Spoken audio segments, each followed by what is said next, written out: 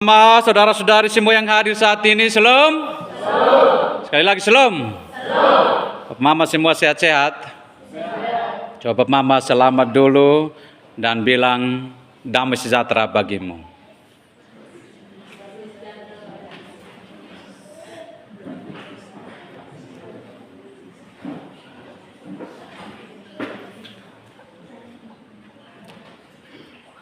Hari ini di minggu kedua dalam bulan pendidikan,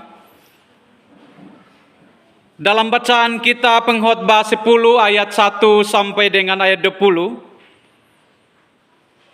kita dituntun dengan tema yaitu hikmat dan karakter adalah fondasi pendidikan Kristen yang berkualitas.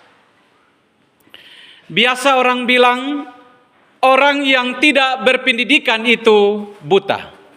Bapak Mama sepakat dengan ini. Orang yang tidak berpendidikan itu buta. Kira-kira Bapak Mama sepakat? Kalau Bapak Mama sepakat atau Bapak Mama tidak sepakat dengan pernyataan ini, berarti Bapak Mama tidak mau anak-anak sekolah. Kan tidak sekolah pun juga pintar toh?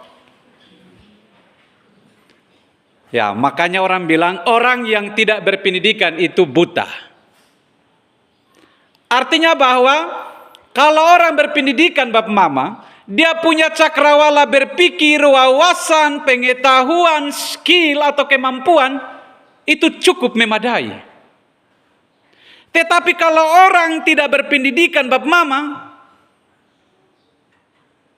dia tidak punya skill, tidak punya pengetahuan yang baik, maka kita omong baru sedikit Bapak Mama, dia suka marah-marah. Nah, bagaimana dengan orang yang berpendidikan lalu kemudian dia tiap hari hanya marah-marah? Itu juga bermasalah Bapak Mama, itu juga bermasalah. Ya. Artinya itu bahwa dia juga berpendidikan tetapi dia buta juga tentang pendidikan. Pendidikan itu Bapak Mama membawa orang yang tidak tahu menjadi tahu. Bukan pendidikan membuat dia tahu menjadi buta.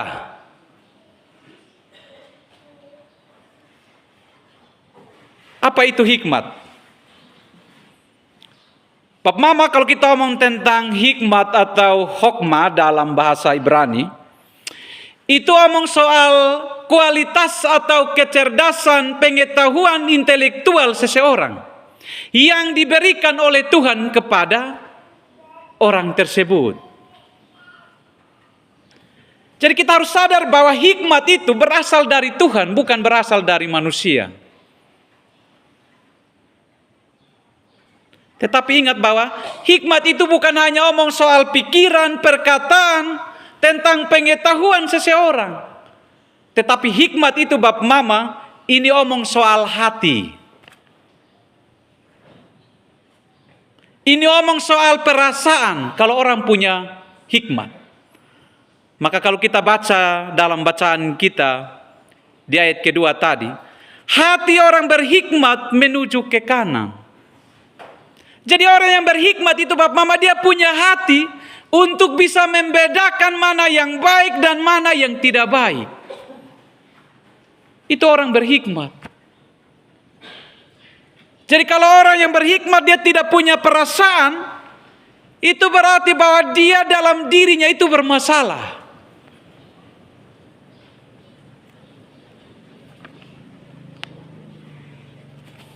Jadi Bapak Mama, saudara-saudari yang terkasih dalam Tuhan Yesus,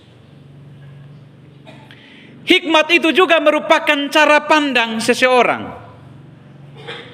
Terkadang kita sebagai manusia, Bapak Mama, kita selalu berpikir yang negatif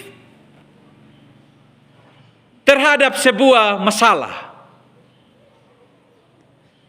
Tapi menurut versinya Tuhan Bapak Mama, setiap masalah itu Bapak Mama tidak selalu mengandung negatif. Tetapi ada masalah, di balik dari masalah itu ada juga maksud Tuhan.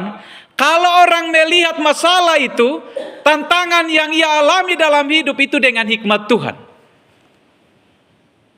Makanya hikmat itu omong soal cara pandang kita terhadap melihat sesuatu masalah yang terjadi dalam kehidupan kita. Kalau orang yang tidak berhikmat itu Bapak Mama selalu mempersalahkan keadaan yang terjadi di dalam kehidupannya. Kalau demikian maka cara pandang itu harus dirubah.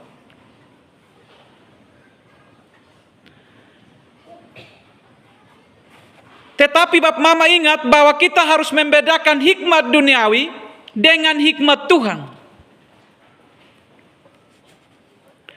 Kalau omong soal hikmat duniawi ini Bapak Mama, orang hanya mendasarkan pengalaman. Orang hanya mendasarkan pada pengetahuan, pada skill dalam kehidupan. Jadi selalu mengandalkan yang namanya rasio. Pengetahuan atau akal budinya. Tetapi Bapak Mama ingat bahwa kalau dia hanya mengandalkan pengalaman dalam hidupnya, dia hanya mengandalkan kecerdasan dan pengetahuan karena dia pendidikan yang tinggi yang memadai. Tetapi pertanyaan bagi kita adalah pengalaman seseorang apakah dibawa kepada sebuah keberhasilan? Bapak Mama, keberhasilan itu kita tidak hanya ukur soal jenjang pendidikan kita. Saya S1, saya S2, S3, profesor. Itu pengetahuan dunia. Tetapi Bapak Mama ingat bahwa tidak selamanya juga membawa orang pada keberhasilan.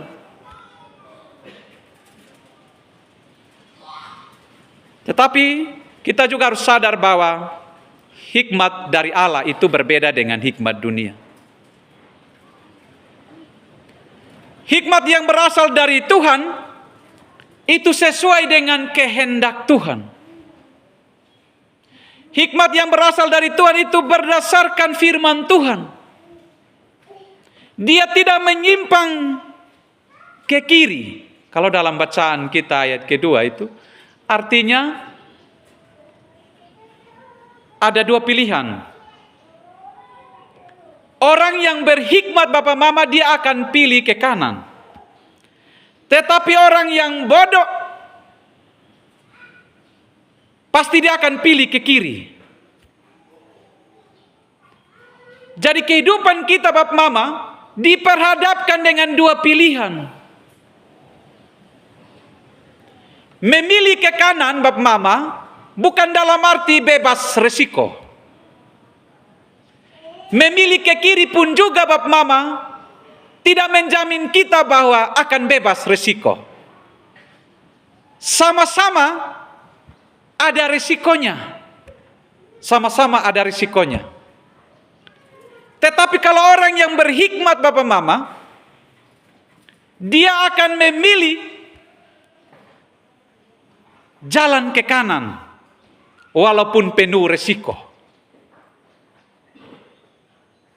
Tetapi orang yang bodoh dalam bacaan kita,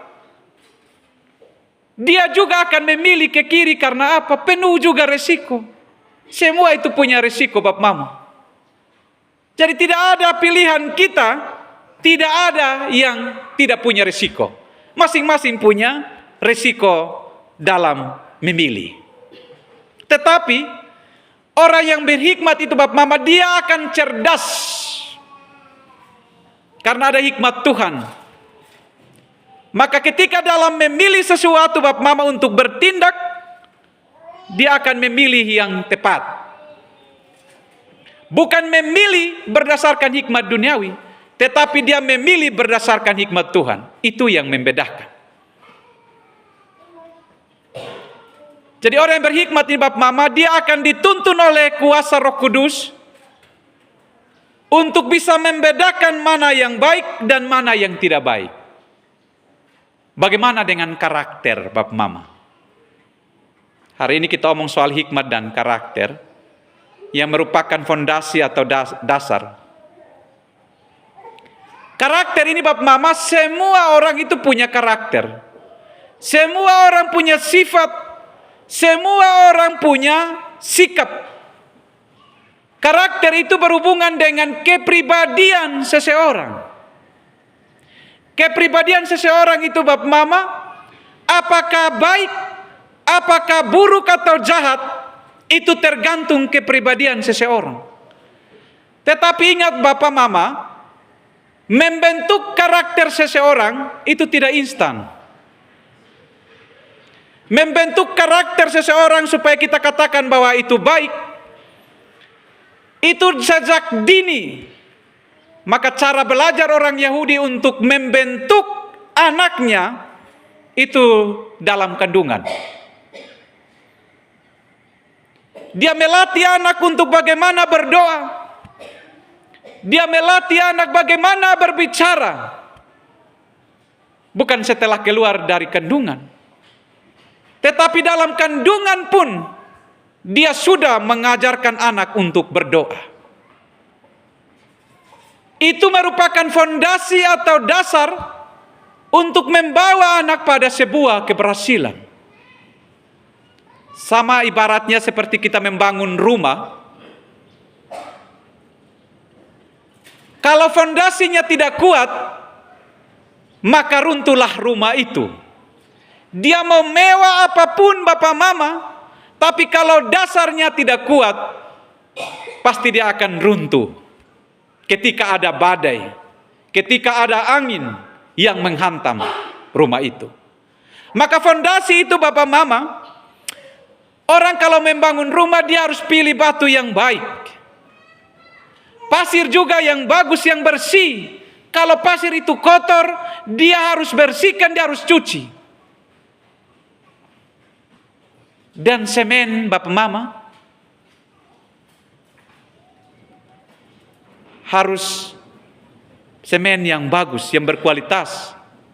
Dan takaran pun juga Bapak Mama, pasir itu tidak melebihi semen.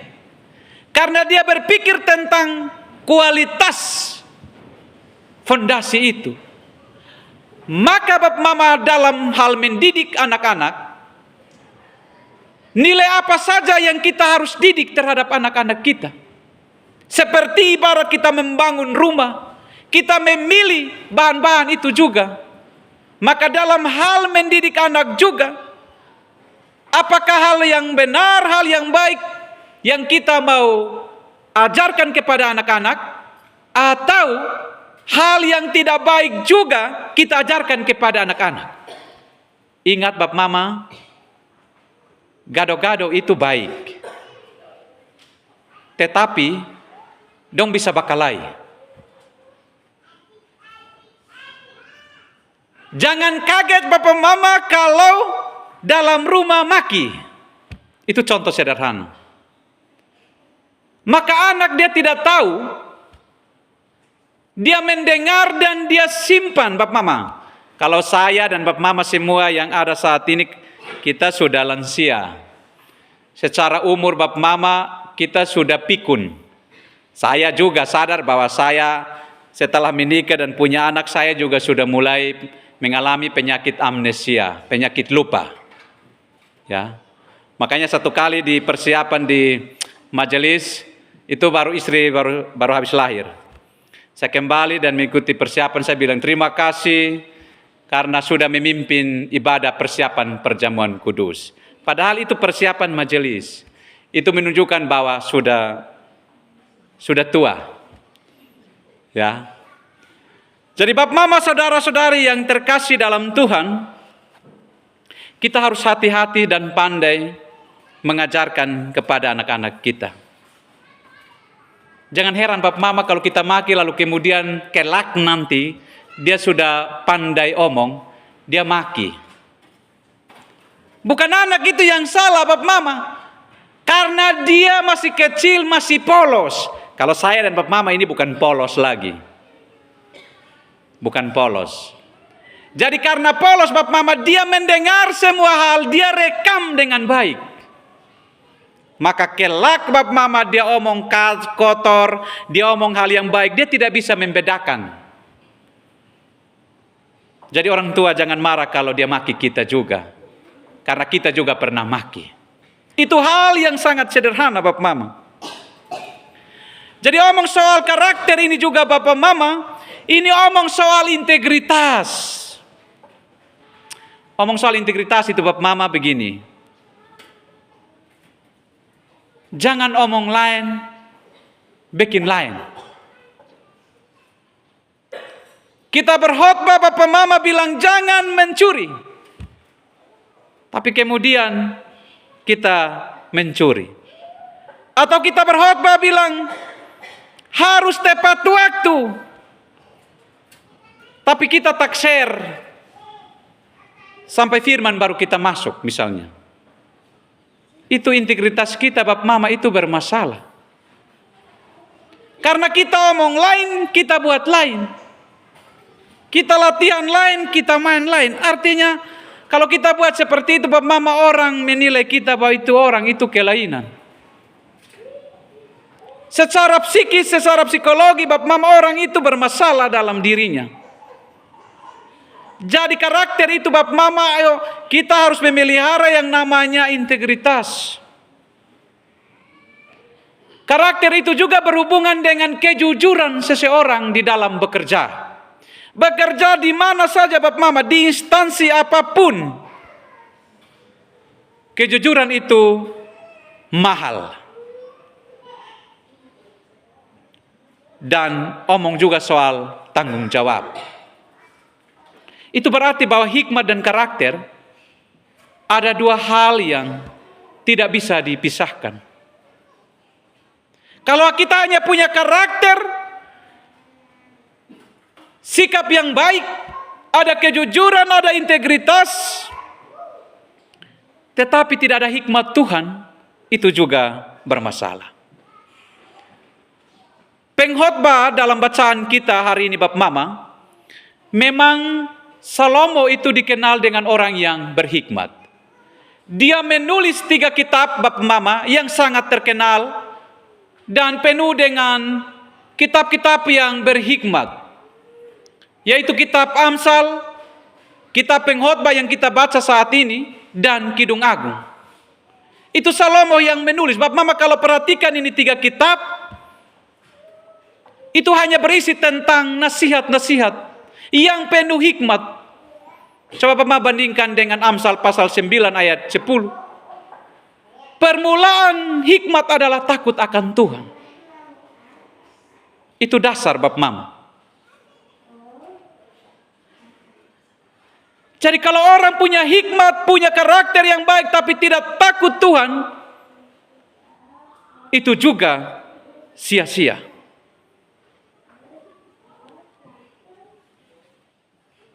Saat ini kita baca dalam bacaan kita ayat 1. Salomo mau menyampaikan bahwa hikmat itu ibarat minyak wangi. Hikmat. Dia ibarat minyak wangi. Kalau lalat itu ibarat seperti orang yang bodoh.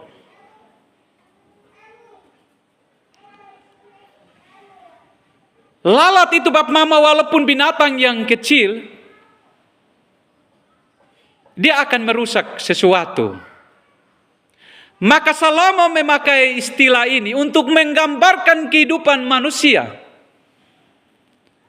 Bahwa orang yang berhikmat itu Bapak Mama, dia seumpama minyak wangi. Kalau minyak wangi Bapak Mama, orang akan suka. Orang akan jatuh cinta karena wangi. Ini kira-kira ini pagi ini Bapak Mama pakai parfum kok tidak? Ya Bapak Mama, ada yang memang suka parfum yang tidak terlalu tajam wanginya. Tetapi ada yang suka pakai parfum yang dari jauh juga orang sudah cium dan bisa pusing-pusing juga. Ya itu tergantung selera. Anak muda juga begitu Bapak Mama, suka pakai parfum. supaya orang lihat juga suka. Artinya dia cium juga dari jauh juga dibilang, oh ini laki-laki, tinona pun wangi lah. Ya, walaupun dia tidak mandi juga, yang penting parfum. Tapi saya lihat di sini baik majelis jemaat pakai parfum tapi mandi. Ya, bukan hanya wangi di luar tapi di dalam juga wangi. Artinya bahwa Bapak Mama jangan berpikir yang selalu negatif. Saya bilang wangi di dalam itu hati Bapak Mama, hati. Ya, hati itu wangi. Ya, amin kok Bapak Mama. Jangan terlalu berpikir yang negatif thinking Bapak Mama. Bapak Mama, Amsal ini kenapa dia omong ibarat seperti lalat Bapak Mama? Kebodohan itu ibarat seperti lalat yang merusak hidup yang baik. Perbuatan jahat, perbuatan yang keliru Bapak Mama, yang salah, dia bisa merusak sesuatu yang baik, yang selama ini sudah berdiri lelah untuk berbuat baik, lalu kemudian hanya karena hal kecil, dia bisa merusak. Jadi Bapak Mama jangan menganggap remeh sebuah perbuatan hal kecil yang merusak tetapi dampaknya besar. Jadi yang wangi ini Bapak Mama, kalau orang bodoh ibarat seperti lalat. Dia melakukan kesalahan Bapak Mama, dia akan merusak nama pribadinya dan keluarganya. Dia akan terkenal tapi bukan wangi. Dia terkenal membawa aroma yang busuk, membawa aroma yang tidak baik, yang tidak sedap dicium dan didengar oleh banyak orang. Maka kita yang berhikmat Bapak Mama, hidup kita harus wangi. Makanya di ayat ke-12 Bapak Mama, perkataan mulut orang berhikmat itu menarik. Memang rata-rata wangi itu menarik. Perkataan orang yang berhikmat itu menarik. Dia akan membuat orang suka dan jatuh cinta dengan perkataannya, gaya hidupnya. Tetapi ingat bahwa ada orang yang gaya hidupnya orang tua miskin. Orang tua di kampung itu melarat. Tapi ketika dia kuliah Bapak Mama, dia gaya pejabat. Dia mau menandingi orang-orang yang hidup pejabat yang elit. Padahal dia tidak ingat tentang bagaimana orang tua di kampung yang susah payah bekerja. Baik Bapak Mama kalau hidup gaya elit, gaya pejabat, tapi berhasil. Tapi kalau sudah gaya elit, gaya pejabat, hanya makan di warung tapi tidak berhasil, itu memang kasihan. Jadi Bapak Mama, saudara-saudari yang terkasih dalam Tuhan kita Yesus Kristus, saya percaya semua ini rajin. Saya, Bapak Mama, pemuda-pemudi, anak-anak, semua itu rajin-rajin dalam kehidupan. Tapi kalau orang tidak rajin dalam hidupnya, dia menjadi saudara si perusak. Amsal 18 ayat 9. Orang yang malas adalah saudara si perusak. Tapi saya yakin dan percaya bahwa kita semua yang hadir saat ini, kita tidak termasuk saudara si perusak. Karena kita rajin. Mama kalau baca di ayat 19, oleh karena kemalasan runtuhlah atap, dan oleh karena kelambanan tangan bocorlah rumah. Orang lamban itu Bapak Mama orang yang memang pemalas, orang yang tidak rajin, orang yang tidak mau bekerja. Itu orang malas. Bapak Mama semua rajin. Ya. Bapak Mama, kita selalu mendengar ada pencurian di mana-mana. Orang belum dia tanam sayur, dia belum menikmati hasil, si pemilik sesungguhnya dia supi ambil duluan. Dia posisikan dirinya bahwa sebagai pemilik. Salomo bilang harus kerja, Bapak Mama.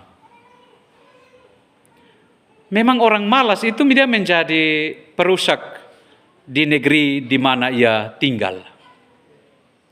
Tetapi dia tidak pernah sadar bahwa apa yang dilakukan itu salah.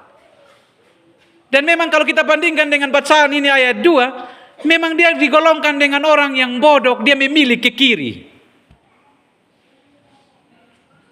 Dia tidak kreatif karena dia tidak mau bekerja. Jadi Bapak Mama, dimanapun kita berada, Mama, kita dituntun untuk rajin bekerja. Di sekolah, di gereja, di pemerintahan, di puskesmas, di mana saja Bapak Mama harus tanamkan nilai kerajinan. Di sekolah bilang datang jam 7.15 misalnya. Guru dan murid datang jam 9. Atau murid datang jam 7, guru datang jam 9. Apakah ini juga namanya kualitas? Tidak. Ini bukan kualitas yang baik. Bapak perhatikan ayat 10 dalam bacaan kita saat ini. Kualitas itu membutuhkan yang namanya proses. Jika besi menjadi tumpul dan tidak diasah, maka orang harus memperbesar tenaga. Tetapi yang terpenting untuk berhasil adalah hikmat. Proses Bapak Mama. Jadi orang mau berhasil Bapak Mama, dia harus tekun. Tidak mungkin dia menghayal kemudian dia berhasil. Harus ada semangat. Dia harus menjadi orang yang petarung. Bukan hanya masalah dalam pendidikan. Tetapi dalam pekerjaan pun juga Bapak Mama, dia harus menjadi petani yang petarung. Yang tanpa lelah, dia terus berproses dan bekerja untuk mendatangkan hasil yang baik. Bukan hanya cukup menghayal, tidak. Tetapi harus berproses. Dan dalam proses itu Bapak Mama harus tahan uji. Jadi orang yang berhasil dalam pendidikan itu adalah orang yang tahan uji. Orang yang ingat tentang arti sebuah pengorbanan orang tua. Perjuangannya tidak menjadi sia-sia kalau orang berhikmat. Tetapi orang yang berada dalam bacaan kita, dia akan menganggap remeh arti sebuah proses. Sehingga dampaknya adalah membawa dia pada sebuah kegagalan.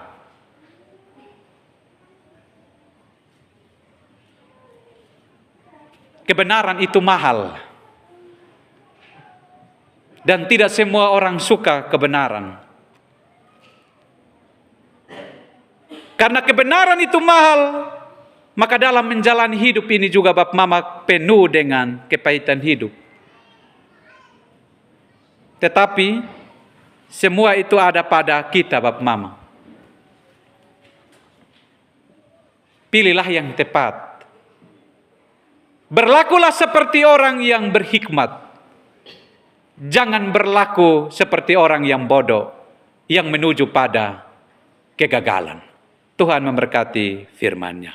Amin.